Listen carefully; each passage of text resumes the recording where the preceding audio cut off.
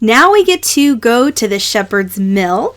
And throughout this presentation, I have slides introducing each new step of the process.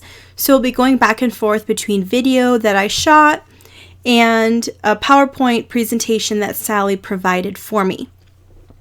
And this would be the first slide. So it has all their contact information here if you are interested in using them to process your own fiber, or if you'd like to visit.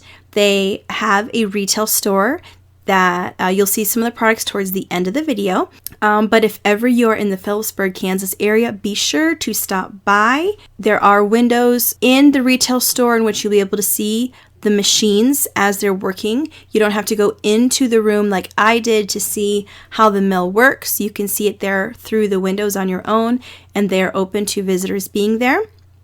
So here's their address, phone number, email, and also their website. I know at this time their website is under construction, so depending on when you watch this video, that website may or may not be functional. The first step is always shearing, which is up to the alpaca owners. Now, the customer shears their own animals to collect the fiber, which will be skirted before sent to the mill. Skirting is a process performed by hand to initially divide the fleece by quality and then to remove undesirable materials such as vegetation matter, which is hay, straw, weeds, and things like that, and any other matters that will not be used in processing the fiber. Next, there's receiving and sorting or grading. The fibers are received from the customer. The fiber type from alpaca to yak and color is identified. The fiber is weighed and graded with the grade based on the fineness of the fiber. The fiber length is measured, and if greater than 6 inches long, it may need to be cut to shorter lengths depending on what the final product will be. If cutting, the fibers will be cut to less than 6 inches following washing. The fiber is also evaluated to determine if more skirting is required. The process from receiving of fibers to the final yarn product is expected to take approximately 5 weeks. So what we do when we look at whether we're combining batches or not is we look both at the length of the fiber and the fineness of the individual strands. And there is some difference in this animal. Especially here, and so this would be something that would probably be good to skirt out. Yeah. And you don't get it all. There is never a time when somebody doesn't walk in with what they think is a well-skirted fleece, and it's perfect. My hand is the first thing. That's just Murphy's Law of fiber, I guess. But as far as length difference, we strive to have no more than 1.5 inches difference. So with this we've got just right at maybe 1 inch at the most. Okay. So we'll be okay there. This last shearing was a little coarser than these earlier shearings, but I think that with the dehair we'll be able to sort that out, and I'm not overly concerned between the difference there. Okay. This is what a big old bag of fiber looks like. Yep. It'll be ready to go through the dehair. We'll wash it up first. So the washing machine is around the corner here. On to the washer. The washer can wash up to 18 pounds and 3 different colors of fiber per load. Completely automatic, but unlike a household washing machine, it does not agitate. If agitated, the fiber would felt and be unusable. Using 160-degree water and citrus-based soap, alpaca can be washed in 1.5 hours. Because of the lanolin or grease in sheep's wool, it can take as long as 5 hours to wash. So once we've checked it in, we put a weight on it, you've told us what you want done with it, then it goes in Mindy's pile for her to wash. What she's washing on right now is sheep's wool, I can tell. It's about, for alpaca or llama, it's about a 1.5 hour, 2 hour wash. For sheep's wool, it can be as much as 5 hours to get all the grease out of it. And then once she's got this spun out and ready, you'll notice there's 3 different bins. So if we're working with small batches, we can wash up to 18 pounds at a time. So if we've got 6 pounds of your white, 6 pounds of somebody's black, and 6 pounds of somebody's brown, we're still okay to wash them all together because there's no intermingling between the bins. and that makes things go a little faster for us. So we use a citrus-based soap, and it's usually either lime oil or orange oil or grapefruit oil that helps cut the break down the. Yep. Okay. Then the fiber is taken to the dryer. After the fiber has been washed, it goes to the dryer to be dried on its own dry rack. There is a fan at the end of the 3-door dryer that circulates air through the racks to dry the fiber more quickly. Fiber usually dries within 24 hours. So then it lays out on these dry racks, and we keep it separate by the letter on the tray and the number of the door. And she spreads it out as fine as she can across there. The air circulates through it. There is no heat. We don't want to dry it down really fast necessarily. We just want it to dry down to a consistent humidity. Just naturally air dry. Naturally air dry. And you notice there's a few other colors in here. So, like the bee. Nope. Don't have any wool out here yet. So. This is all alpaca? That is all alpaca right now. So then once she's got it dry, then it goes over to the picker, and I know she doesn't have anything running in the picker right now. Next is the picker. While growing on the animal and while being washed, the fiber develops some matting. Here the fiber is pulled apart and fluffed to allow the other machines to function more efficiently. But it feeds in through these little in-feed rolls. And then there's a drum in the middle on the inside that has inch-long teeth. And that's what actually pulls it through those in-feed rolls and fluffs it up as it goes. So if we open the door in here, it actually throws it into a room. This is where we start to release the dust, and you can tell that. Then it moves on to the picker room. The picker blows the fiber into the collection room. When the fiber is picked and fluffy, conditioners are added to cut static and help the fiber hold together through the mill. Constant airflow through the collection room keeps the fiber from being damaged. Dust is also collected at this point. We ended up with a lot of dust on the walls. It smells very dusty. Yes, it does. And there's your big teeth that pull that fiber apart. We add a little anti-static conditioner. That's about the only thing we use anymore. So then once we've got it picked up and fluffed up, it comes out first to the dehairer. On to the dehairer. The fiber separator gently separates unwanted coarse guard hair, vegetation matter, and other contamination from fine fiber. Guard hair is the long coarse top coat hair which protects the soft undercoat of the animal. If not removed, the guard hair will cause itching and the end product will be less desirable. The unwanted materials are collected in chambers underneath, while the prime fiber is discharged from the output end. The faster the machine runs, the more drops out. The slower the machine runs, the less drops out. The speed of the machine is adjustable and is determined based on the type of fiber and the amount of guard hair and debris per batch of fiber. Most likely, we don't dehair everything, but we do, we're probably up around 60 to 75% for sure. Okay.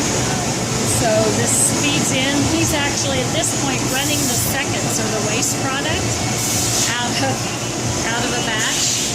So we'll run through the first time, and then what's underneath we'll pull back out and try to save a second quality product or something that's similar enough to the first, but still clean.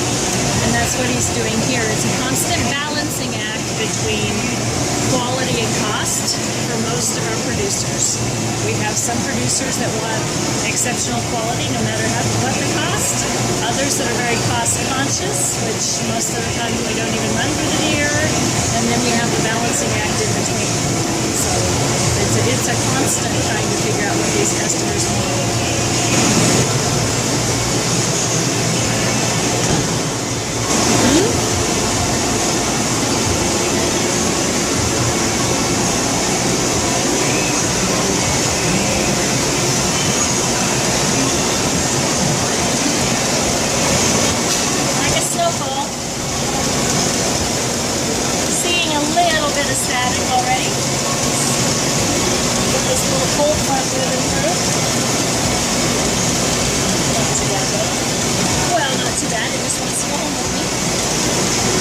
Next, it goes to the carder. The carder is the heart of the fiber mill.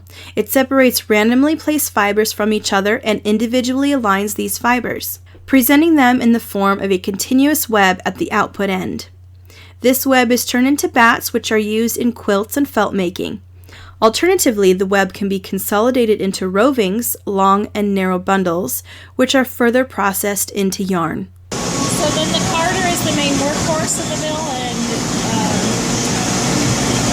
so everything we do goes through the carder. Some of it's dehaired before it comes here, some of it isn't. We do a measured feed between the blue lines on the belt, and that's what keeps the inflow consistent, so hopefully we have consistent outflow.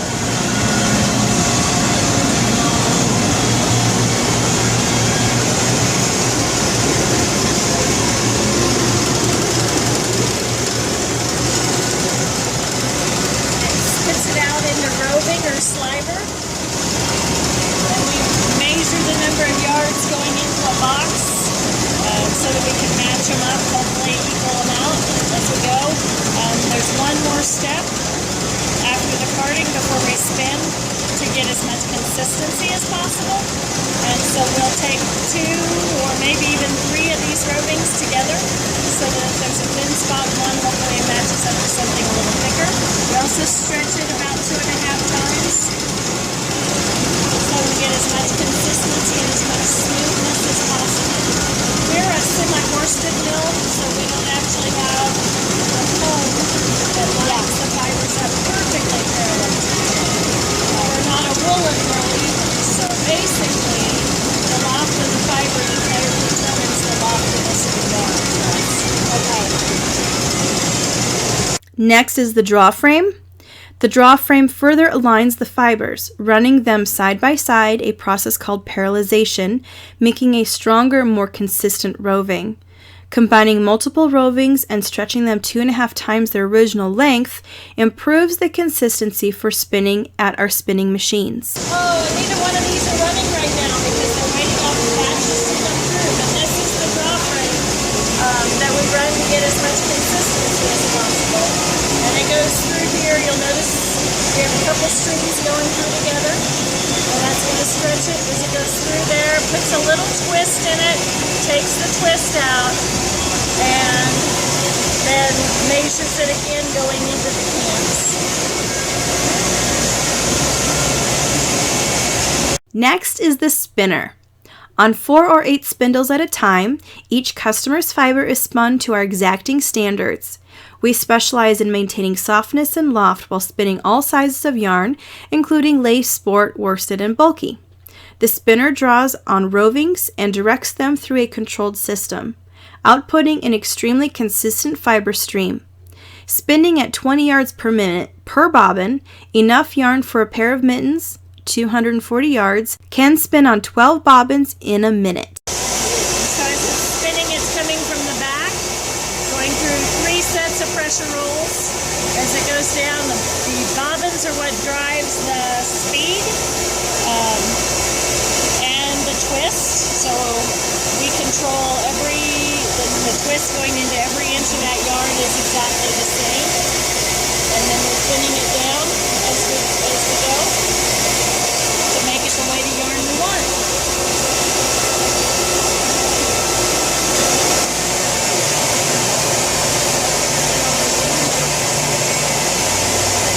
Then they go to the plier.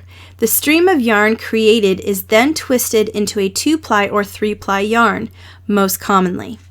Yarn size, twist per inch, and production rate can easily be changed.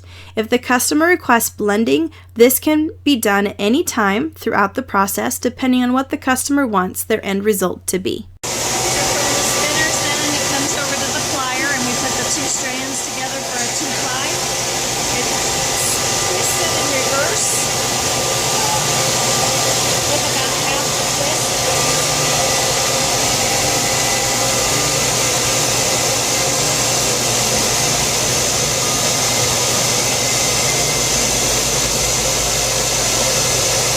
Then to the steamer. While under slight tension, the plied yarn is pulled through a steam chamber, a drying tube, and then wound on a cone. Our quality control staff looks for defects which are cut out and the yarn is spliced pneumatically, leaving no knots. This process sets the twist, much like a heated curling iron sets the curl in your hair. Quality control, and they're all caught up over here as well. So basically what happens is we set a bobbin down below. We'll splice it onto this one with a pneumatic splicer so there's no knot. And then this is the 6 inches of steam heat, and this is a drying tube. So the outside of this is heat, the inside is dry. So by the time it gets out to the wall, it comes back.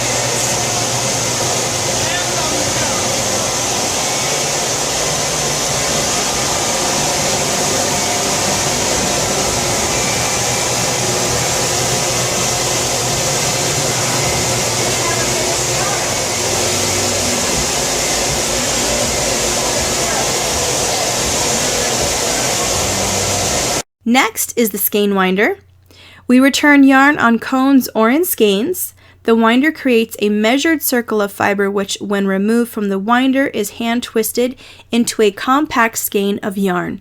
Size of the yarn determines the number of yards in the finished skein. Measuring the skeins. Okay.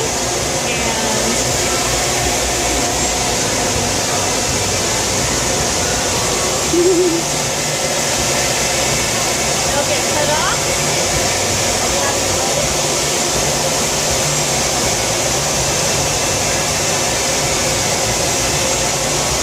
Tied up.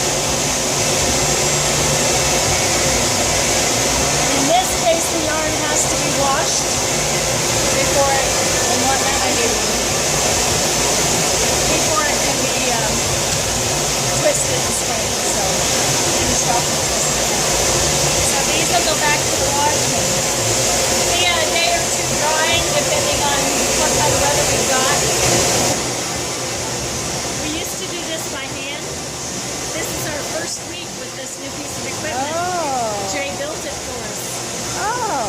Yeah.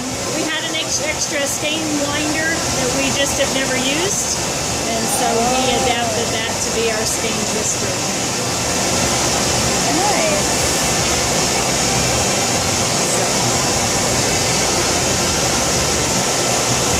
Get the whole process there. I don't know that it really saves us time, but it does save us our shoulders and our elbows. Well, and it's more consistent. Yeah. Yeah, So it looks like a better product. yeah. It has definitely been more consistent. We'll get to where we can do 2 ends with it, but maybe. Finally, the shepherd's mill has a computerized loom. Our once customized weaving services are now outsourced, giving us the ability to create woven product for retail outlets across the country in the form of scarves, shawls, throws, pillows, baby blankets, and much more. This is the video I took of the loom, but Sally was talking about something else, so I have slowed down the speed of the video so you can see it well, but I have removed the audio. We took our production loom out of the custom processing business, and a friend of ours took over the custom weaving, and so now we do yarn, and they know what yarn they have when it's done, and then it goes to Brian, and he knows what it's going to cost to finish off the project. So that works a little bit better on the custom side of things. We're still doing some retail product. So what you produce here is what you sell yourself. Right. The products you sell. Yeah. Okay. And we have a couple outlets. We have a couple producers across the country that take our stuff on a wholesale basis. Looking to build that a little bit, but also just build direct into some retail stores as well. So, Yeah. so that's where we are right now. Everything is computer-aided, so Sarah designs and punches it into the computer, and then the computer controls the lifting of the shafts, so that there's less room for error, supposedly. And then it's easier on her body too, that the loom is doing the beating. So she can concentrate on making sure everything is happening the way it needs to. And then when things are finished and there's been a problem or two, then she'll go back and actually do the hand weaving to correct those and make sure everything's okay. So she uses her expertise differently now.